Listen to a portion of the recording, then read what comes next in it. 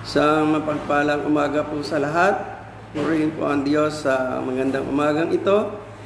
Sa pagtatapos ng huling linggo po ng Agosto. Purihin po ang Diyos sa kanyang kabutihan sa bawat sa atin, sa lahat ng mga pagtugon niya, sa lahat ng ating pangangailangan. Magpasimula po tayo manalangin. At tayo po ay sasamba sa ating Diyos. Manalangin po tayong lahat.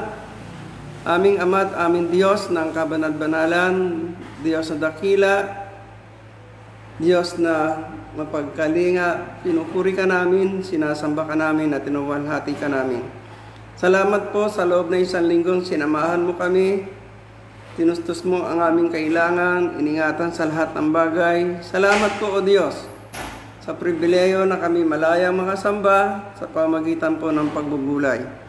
Ang dalangin po namin, dakilang Diyos, samahan mo kami sa aming pagsamba sa umagang ito. Ikaw ang Panginoon Diyos, ang siyang magturo sa amin. Makikinig po kami. At pahintulutan mo, dakilang Diyos, ikaw ang maparangalan sa aming kalagitnaan. Pinupuri ka namin, sinasamba ka namin at tinuwalhati ka namin. Sa pangalang banal ng aming Panginoon sa Kristo. Amen. Muli isang mapagpalang umaga po sa lahat. At naway ang kapayapaan ng Diyos ang patuloy nating maranasan sa umagang ito. At alam po natin ang kalagayan po ng ating bansa o ng buong mundo. Mahirap sabihin na mas nakakaraming taglay ang kapayapaan. Halos lahat ng tao iniisip talaga yung totoong kapayapaan. At ito po magandang pag-usapan natin sa umagang pong ito. At ang talata po natin pag-uusapan ay nakasulat po sa Book of Psalms chapter 32 sa verse 12. Ganito po ang sabi ng banal na kasulatan sa NIV.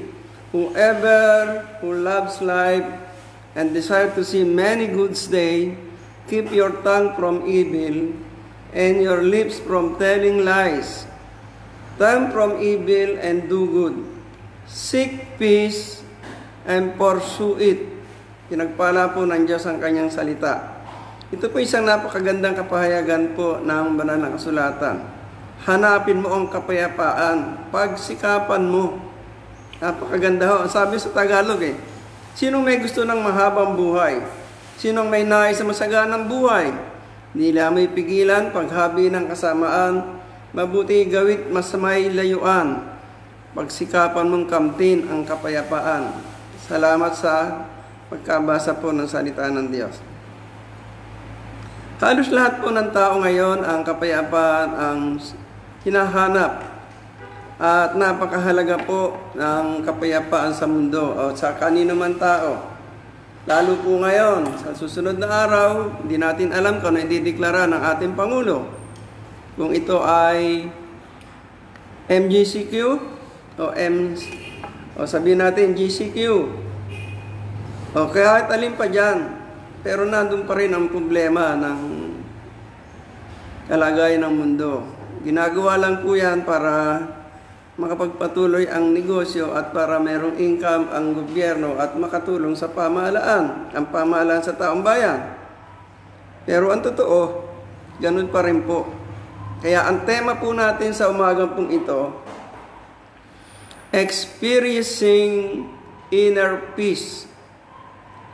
Kasi po pag sinabing kapayapaan, mahirap pong sabihin lahat.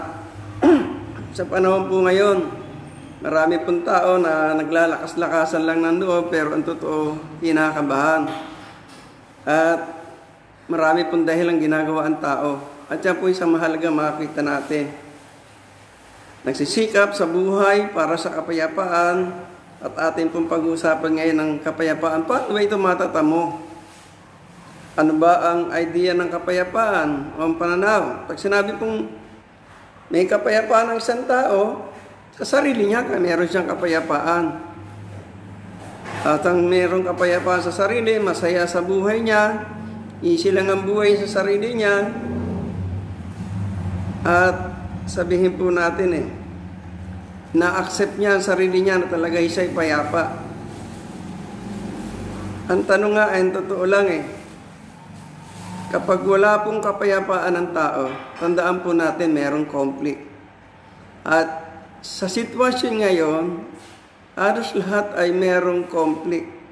Hirap na hirap ka, anong maghanap buhay, paano mapagkasya yung kinikita, paano maaabot yung pangangailangan. Pero ang sabi po ng Bible sa atin, dyan sa Psalm 34 verse 13, turn from evil and do good.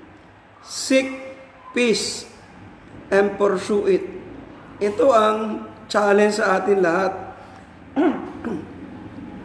O sa lahat ng tao. Ang challenge sa atin, sabi, turn from evil, do good. Seek peace and pursue it. Pag sinabi pong kapayapaan, ito po ay higit pa sa bawat salitang sasalitain natin. It is more than feeling, it's more than a word. It's a more than idea. Peace, ito po ay regalo ng Diyos. Ang tanong lang do you have peace in your heart? Paano mararanasan ito? Ang kapayapaan ito. Mula po sa mga talatang ito na binasa natin, na mabilis lang po tayo mag-uusap na ang pag-aaral na ito. Para po ito sa atin lahat. Hindi po para sa simbahan lang ito. Sa lahat po na makakarinig at makakapanood po ng aking live stream na ito pong mensahe ito ay para sa atin lahat. Paano natin mararanasan ang kapayapaan? O pag sinabing inner peace, katulad ng binanggit ko po, more than feeling, more than words, and more than idea. At yan po ang totoong ang kapayapaan pag sinabing inner peace. Higit pa sa nararamdaman, higit pa sa bawat salita na ating maintindihan at maunawaan.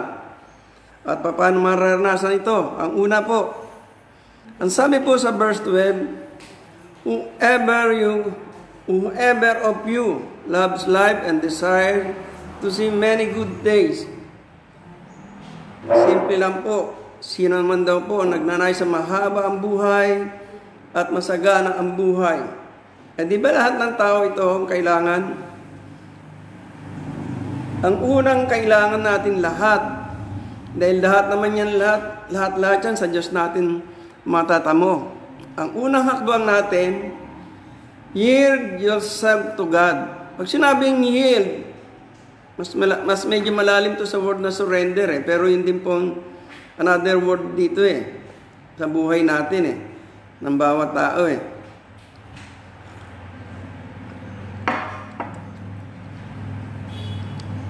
Halos lahat naman ng tao sinasabing ang buhay niya isinuko niya sa Diyos. Pero ang totoo, hindi niya talaga nararanasan ang totoong kapayapaan sa buhay. Lalo ngayon, ang Metro Manila ay talagang grabe. Sa ang balita ho ngayon, ang pinakagrabe ang COVID-19, ang Cebu, ang Bacolod, Negros, Cavite, Laguna at Metro Manila. At grabe ang epekto nito.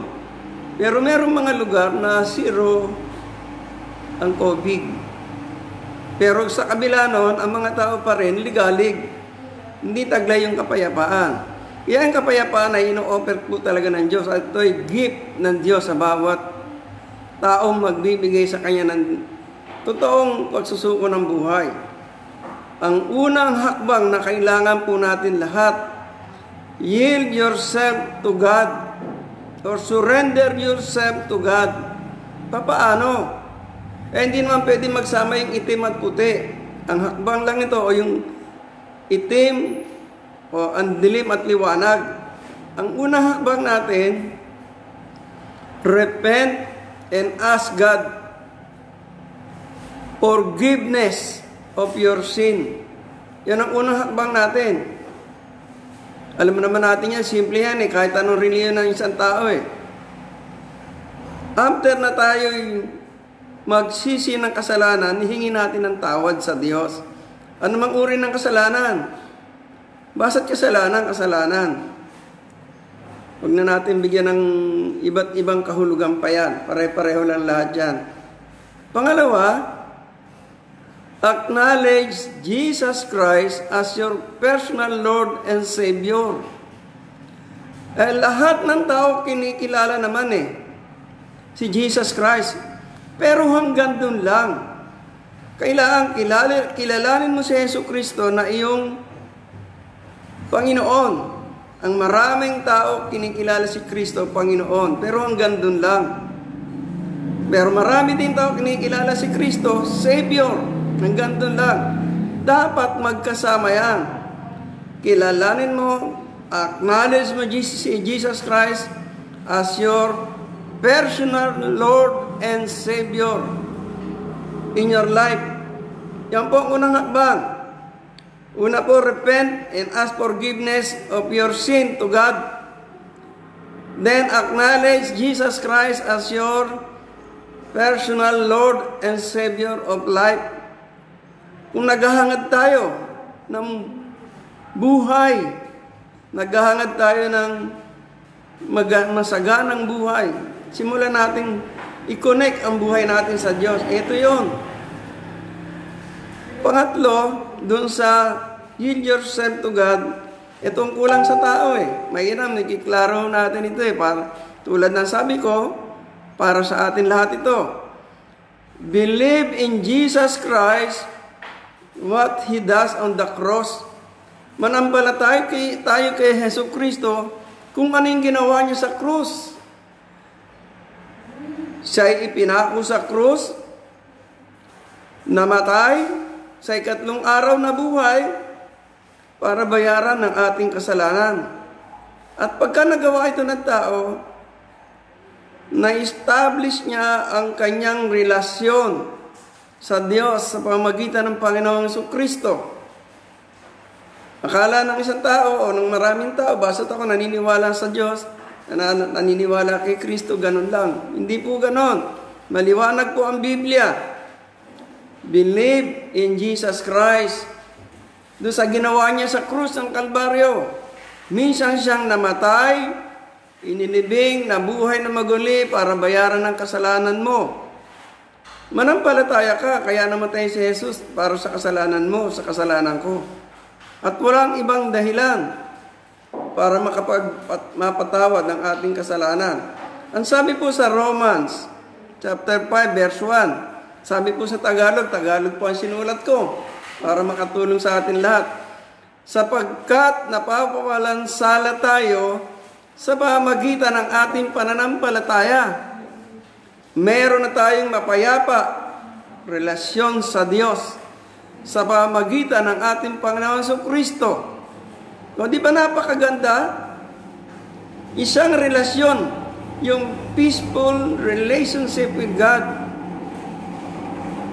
Magsisi ng kasalanan, hihingi ng tawad. Maliwanag po ang Biblia.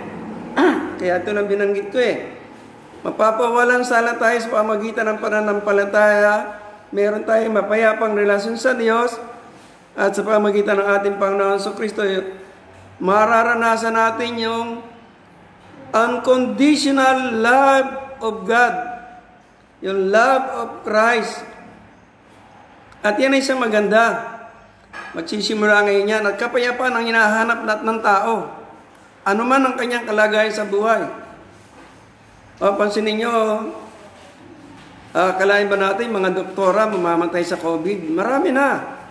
Kasi wala namang libre dyan lahat Kaya walang kapayapaan ng mundo Pero para taglayin yung kapayapaan ng mundo, eto, ang tamang relasyon sa harap ng Diyos.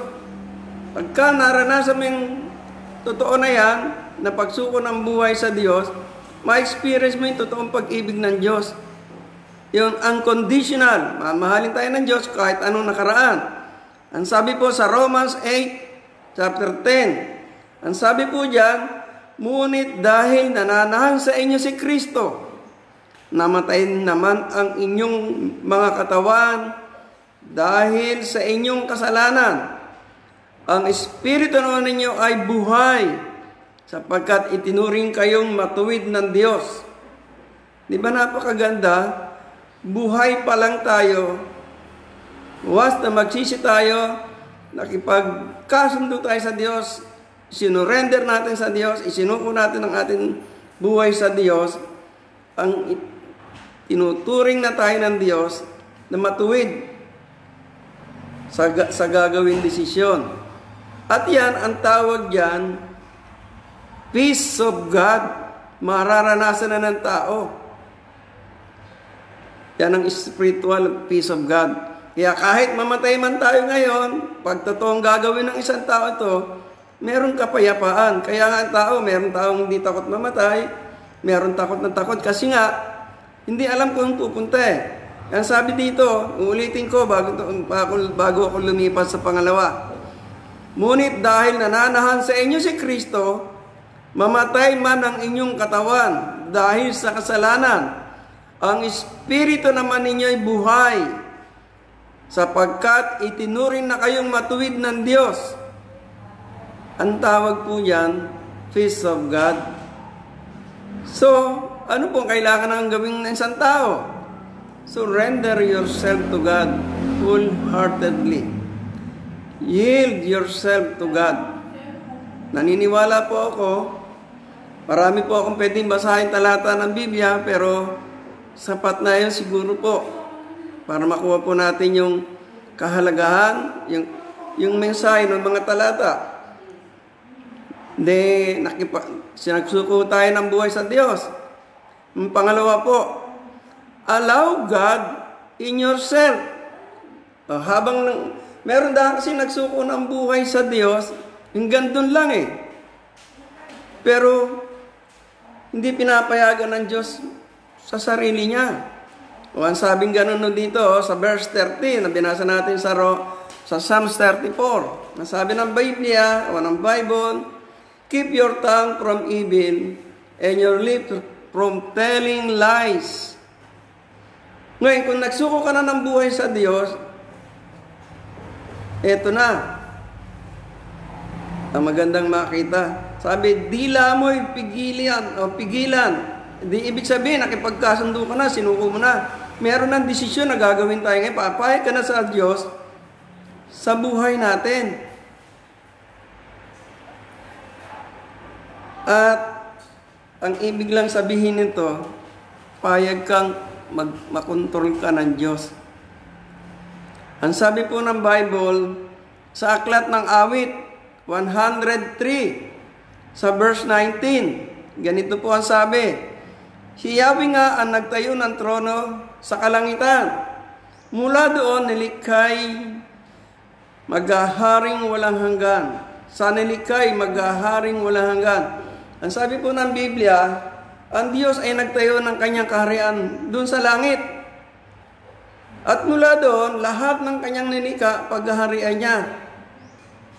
Meron bang nilikha dito sa mundo na hindi niya kayang pagharian? Ibig sabihin po, God is in control. Kontrolado ng Diyos ang buong mundo. Lahat ng isipin natin, kayang i-control ng Diyos. Ito ang maganda dyan. Sinabi natin sa atin nasa atin ng Diyos, pero payag ka ba na ang Diyos ang magkukontrol sa iyo? O sino ba ang nagkukontrol sa buhay mo? Para maranasan mo ang totoong kapayapaan. Ang tao kaya hindi totoong maranasan yung kapayapaan kahit na sinabi nagsuko na siya ng buhay niya sa Diyos. Hindi pa rin ang Diyos ang nagkukontrol sa kanya. Ano ang nagkukontrol sa maraming tao? Yung pangarap sa buhay. Yung trabaho. Kaya nga hindi masiyahan sa buhay kasi ang isip ng tao, yung gusto niya. Kung sabihin niya, kontrol ako ng Diyos. Pero salita lang. Kaya hindi natutupad ang plano ng Diyos sa buhay natin lahat. Ayaw natin pumayag. Tandaan po natin, if we allow God to control us, ang sabi po ng verse 12, na alam po natin ang sinabi ng verse 12, babasahin ko po uli para maalala po natin. Whoever of you love lives, desire to see many good days. Lahat po na tayo ay gusto natin magandang buhay at mahabang buhay. Kailangan natin pasakop talaga tayo sa Diyos. Dalawang bagay salitang pagpapasakop at pagkontrol. Pero mahalaga, maintindihan po natin ito. Kaya bilang mananampalataya, bilang isang tao nagsasabi na tayo kontrol ng Diyos, ang ibig lang sabihin nito, kaya hindi ka nakakaranas ng totoo na inner peace, ng kapayapaan, tandaan natin. Sinasabi lang natin, ganito ang kulturang Pilipino eh. Pag tinanong mo, okay ka ba? Okay siya, sasabihin. Pero deep inside, may struggles sa mind, sa heart. Paano ba ito? At yan ang totoo. Kasi nga, pinipinit niya ang gusto niya sa sarili niya. Gumagawa siya ng sarili niyang kaparaanan. Pero sinabi niya, meron layunin ng Diyos kaya nangyari ang pandemic na ito. Tama. Paano kaya kung kasama ka? Pansinin niyo po, ang sabi po ng Biblia, ang Panginoong Jesucristo ang may sabi sa John 14:27, I am leaving you with a gift, peace of mind and heart. And the peace I give is a gift the world cannot give. So don't be troubled or afraid. Sabi po ng Panginoon Jesucristo, ako iaalis, bibigyan ko kayo ng kapayapaan. Maganda nga sa English sabi, peace of mind and heart. Bibigyan ko kayo ng kapayapaan. Ibig sabihin po, inner peace. Kasi meron pong dalawang salin po ng English ng sa Bible lang, in ang peace. Meron shalom, merong inner peace. Yung shalom, meron akong bahay, meron akong pera, meron akong ganito. Pero pagka wala ng lahat yun, doon lang tinatawag na may kapayapaan siya. Kaya ito pinaliliwanag po ng John 14:27, I am leaving you with a gift, peace of mind and heart. And the peace I give is a gift of the world cannot give. Yung ibinibigay ng Panginoong Jesucristong kapayapaan, hindi kayang ibigay ng mundo. At yun ay binibigay sa atin ng Diyos. Kung kaya mong magpakontrol sa Diyos, kayang ibigay ng Diyos yung kapayapaan mula sa Kanya, hindi kayang ibigay ng mundo. At mararanasan natin yung kapayapaan ng ating isipan at ng ating puso. Bakit ito ang nararanasan ng marami? Ayaw pumayag pakontrol sa Diyos. Marami kasi na maraming gusto ang tao. Marami din kasi ang gusto ang tao. Kasi nyo, bakit ba nagpupimiglas magtrabaho ang tao? Para may makain? Hindi. Yung iba, para sa luxury, kahit pa paano, gusto pa rin maglakwad siya. Yung iba ang talagang kapos. Nakakatuwa nga ang galaw ng mundo. Tignan nyo ang tindas, ang business sa FB. May tinda ng sapatos. Bawal nga lumabas Paano ka makakapagsapatos? Bibili ka ng damit. Sa may susuot ang damit. Yan nga ang problema ng tao. At hindi naiintindihan. Ibig sabihin, kung papayagan natin siya mamamahala sa ating buhay, yung desire mo, mararanasan natin talagang lahat. Pansinin niyo po, ang sabi po sa Romans chapter 8, verse 5 hanggang 6, those who live according to the flesh have their mind set on what the flesh desire.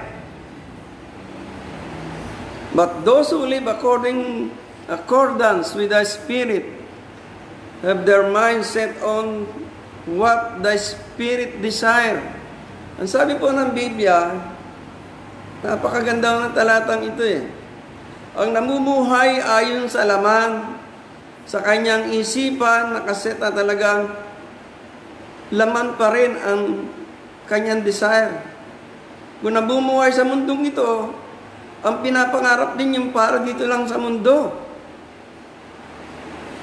Sabi, ang namumuhay ayon sa Espiritu, ang kanyang isipan, ang ninanasa ang Espiritu.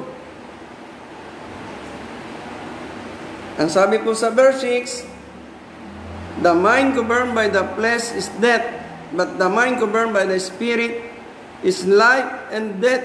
No, the mind governed by the flesh is death, but the mind governed by the Spirit is life and peace. Pagka pinamahalaan ang ating laman, tiyak kamatayan. Ang isipan natin pagka nag-govern sa pamagitan po ng flesh, mamamatay lang tayo eh. Ibig sabihin mamamatay yung relasyon natin sa Diyos. Subalit yung isipan natin, pamamahalaan ng Espiritu Santo o ng Spirit, buhay at kapayapaan ang matatamo. Ang ibig kong sabihin, ang nabubuhay sa material, ang isipan ay material. Ang nabubuhay sa spiritual, ang isipan ay spiritual.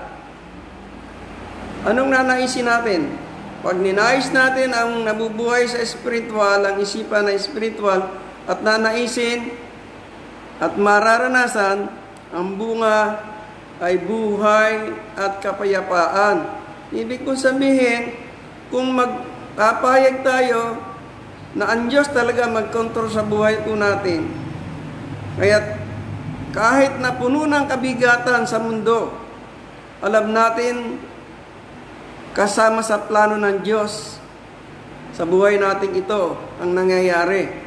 At pumapayag naman ang marami mga mananampalataya, alam ng Diyos lahat ito at kasama sa plano niya ang pandemic na ito. Alam mo natin, napakabigat ng nangyayari sa pandemic, ano? Kahit puno ng kabigatan, alam ng Diyos at kasama sa plano niya ito. Pansinin niyo po ang sabi ng Biblia sa Romans 8:28. And we know that all things God's work for the good. Sabi niya po dito, of those who love Him, who have been called according to His purpose. At yan ay isang mahalaga na makita natin sa sinabi ng Romans 8:20. We know that all things is good work for those who love Him, who have been called according to His purpose. Nung gumawa tayo ng pagsuko sa kalooban ng Diyos, ando na tayo sa plano ng Diyos eh. Kasama na tayo eh. Ibig sabihin, kontrolado ng Diyos ang buong daigdig, ang lahat ng kanyang nilikha. Kasama tayo doon kahit ang mundo. Ngayon kung merong ganitong disaster, kasama sa plano niya yan. At sa ikabubuti ng lahat na nagmamahal sa ating Diyos. Ibig sabihin yung nangyayari ito sa kabutihan ng nagmamahal sa Diyos. Hindi para sa Diyos, para sa lahat ng nagmamahal sa Diyos. Ang lahat po ng bagay ay kontrolado ng Diyos. Paano maganap ang layunin ng Diyos para sa atin sa kabila ng pandemic? Alam niya kung paano po tayo ingatan para na maranasan natin yung totoong kapayapaang mula sa Diyos. Ang kailangan po natin, sabi, seek peace and pursue it. Hanapin daw natin yung kapayapaan, pagsikapan. Paano gagawin? Allow God in your life. Okay lang na makontrol tayo ng Diyos kaysa dalawang bagay lang. Payag ka ba mag-control ang kadiliman o ang liwanag? Alin ang pipiliin natin? Hindi mahirap na tanong. Kaya bilang isang mananampalataya o bilang isang taong nananampalataya sa Diyos, after we surrender ourselves to God, allow God to yourself or to ourselves doon sa mga plano niya sa atin. Pangatlo po, trust and obey God.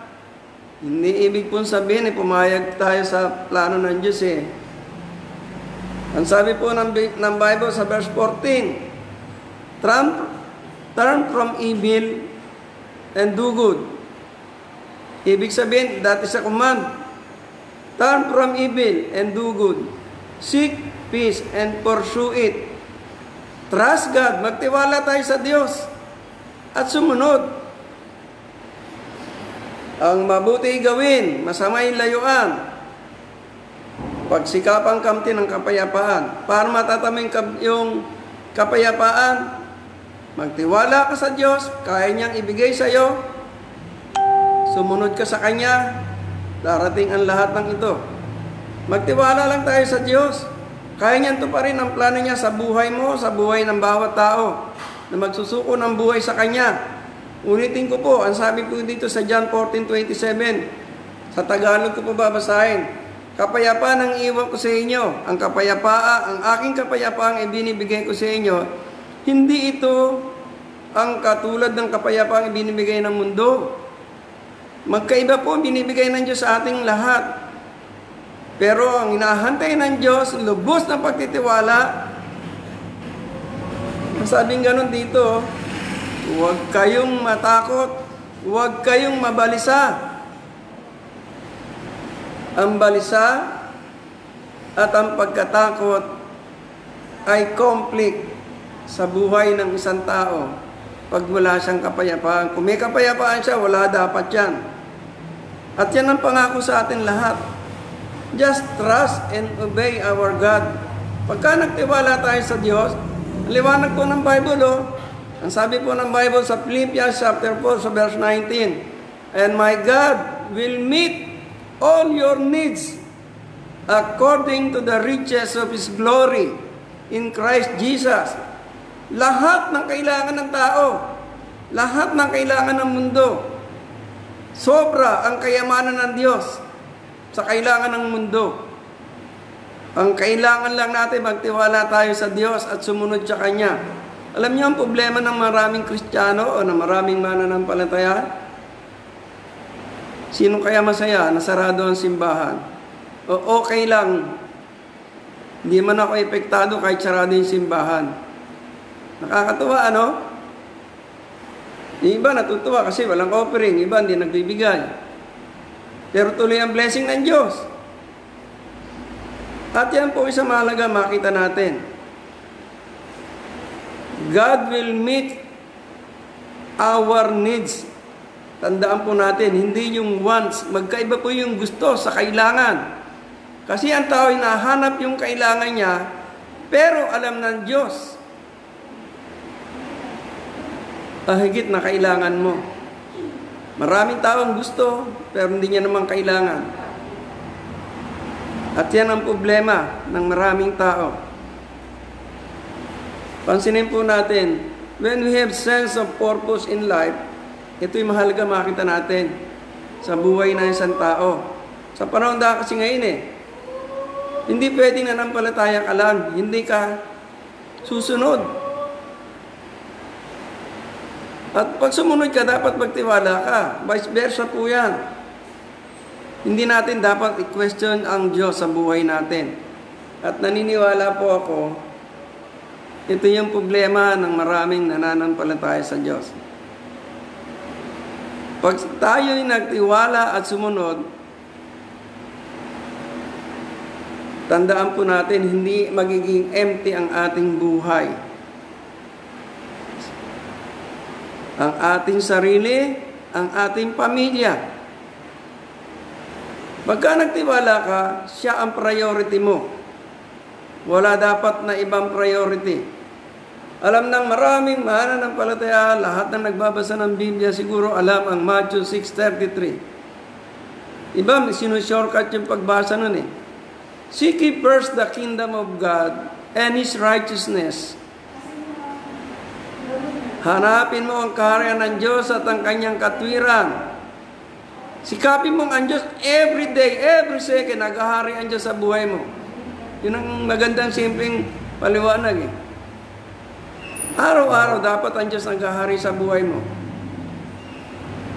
At ang kanyang katwiran araw-araw nangyayari sa buhay mo. Yung mga katotohanan. At ang lahat ng kailangan natin ibibigay ng Diyos. Yan ang sinasabi po sa Philippians 4:19. At yan ang talagang purpose ng Diyos sa buhay natin lahat. Kung bakit tayo nahihirapan, problema po natin yan, hindi po problema po ng Diyos yan. Nandyan lagi yung blessing ng Diyos. Ang liwanag po ng Bible, and my God will meet all your need, not your want, according to the riches of His glory in Christ Jesus. Everything in life, sa buhay ng isang tao, kayang ipagkaloob ng Diyos. Kaya hindi tayo dapat nabibigatan. Kung nabibigatan, nasa atin ang problema. Sino ba ang priority natin? Hindi ho papahig ang Diyos na ma-empty ang ating buhay, ang ating pamilya. Hindi papahig na magkulang ang ating pangangailangan sa buhay natin. Kung nakikita sa buhay natin yung totoong pagtitiwala at pagsunod sa Diyos. Kaya nga isang talata lang binanggit ko eh. Matthew 6:33. Hanapin mo ang paggarihan ka ng Diyos araw-araw. At ang kanyang katwiran mangyari sa buhay mo araw-araw. And all these things shall be added unto you. Lahat ng kailangan. Pag binasa natin yung Matthew chapter 6, yung kabuuan na yan, pangangailangan sa buhay sa araw-araw ang tinutukoy dyan eh. Yung material things ang tinutukoy sa Matthew chapter 6. Kayang ibigay lahat ng Diyos. Kasi alam ng Diyos ang kailangan natin. Ang tanong, nagtitiwala ka ba na sumusunod sa Kanya kahit sa ganitong sitwasyon ng mundo? Hindi lamang po yun ang ating pakikinabangan sa buhay.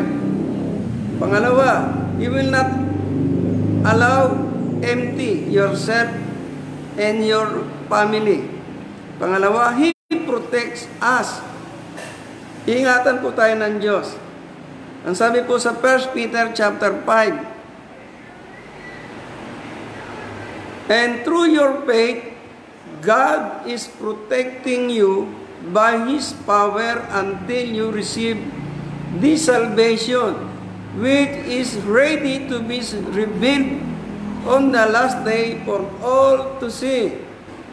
Makikita talaga yung pagliligtas. So sabi nga nun, mula sa iyong pananampalataya, ikaw ay iingatan ng Diyos sa kanyang kapangyarihan hanggang sa matanggap mo ang pagliligtas ng Diyos at mahayag sa huling araw. Napakasarap ano? Mula sa kapangyarihan ng Diyos, tataglay natin ang proteksyon ng Diyos. Pag binasa ibang translation po yan, yung God is shielding you in His power. Shielding o koberan ka ng Diyos. Napakaganda, no? Ibig pong sabihin yan, yung protects. Pagka kasi ginamit po yung shield, alam po natin eh. Ang shield na alam natin eh, katulad ngayon eh, merong shield na inuutos ang gobyerno. Maglagay ka ng ng protection sa mukha. Face mask, face shield. Maganda.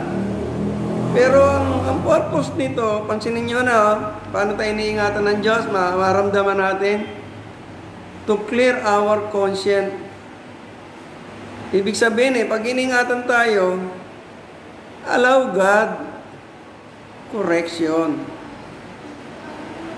to have a happy life and have peace of mind and heart.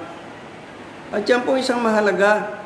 Kaya tayo iniingatan ng Diyos sa buhay natin ito Kung bakit tayo nakakaranas ng ganito, hindi mo ba naisip naranasan natin ito para tayo ituwid ng Diyos? Itong pandemic na ito, meron bang libre dito? Alam mo natin, sabi nga ng ating pamahalaan milyon ang nawalan ng trabaho. Sabihin natin Kristiyano ako, bakit nangyari ito? Tayo po makakasagot niyan. Ang lagay natin sa ating isip at sa ating puso, that's a God correction. Butin, trabaho lang nawala. Hindi tayo ang nawala. Common sense po yan. To clear our conscience, allow God correction. And to have happy life and peace of mind and heart. Tandaan natin, ang layunin po ng protection ng Diyos sa buhay natin, to change our life. And sabihin natin, ito po ay proseso po ng Diyos sa buhay ng bawat tao. Proseso po ng Diyos ito Alam naman natin sa panahong ito, pag sinabing kapayapaan talagang hinahanap ng tao. But if we allow God correction, we will experience inner peace. Just trust and obey God to experience inner peace. To fulfill His plan, ang sanlayunin po nito, ang pagsunod at pagtitiwala natin sa Diyos, ng isa po nito to fulfill His plan. Ayon po sa Biblia, sa 1 Corinthians chapter 3 verse 9, for we are both God worker, and you are God's field. You are God's building. Sabi po ng Biblia, kung tayo po ay nakipagkaisa sa Diyos at pumayag tayo po sa Diyos magkontrol, at tayo lubos na magtitiwala at susunod sa Kanya, matutupad po ang plano ng Diyos dito sa mundo. At maraming taong maniligtas. At tayo Kanyang mga kamanggagawa. Ang sabi po sa 2 Corinthians chapter 6, sa verse 1, as God co-worker, we argue not to receive God's grace in vain. Sabi niya, ang challenge tayo bilang kamanggagawa ng Diyos, ang challenge sa atin, huwag mong tatanggapin ang biyaya ng Diyos ng walang kabuluhan. Ibig sabihin, gawin mo yung binigay sa atin ng Diyos. Pinagkatiwalaan tayo ng Diyos sa Kanyang manggagawa. Gawin natin, tungkulin natin sa Diyos. Pansinin niyo, ang simbahan hindi ho basta tinayo yan. Ginagamit ng Diyos yan para ang tao makaunawa ng katwiran na dapat ipamuhay ng tao. At yan ang mahalaga. We can experience inner peace from God. Ulitin ko po, para mapulpil ng Diyos ang Kanyang plano sa mundo.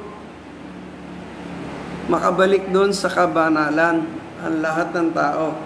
At ang magiging katuparan ito sa pamagitan ng bawat tao katulad natin na lubos na magtitiwala at susunod sa Kanya. Pagka ginawa natin ito at tayo nagtiwala, ito yung kasunod, tayo magiging kamanggagawa ng Diyos. At huwag natin tatanggapin basta ang biyaya ng Diyos na walang kabuluhan. Ibig sabihin, irespeto natin ang bagay na yun. I-accept natin ang ating tungkulin sa Diyos. Kung ikaw ay naging leader ng simbahan, pasalamat ka, hindi naman lahat naging leader. Pasalamat ka, naging Kristiyano ka, hindi naman lahat ay nagiging Kristiyano.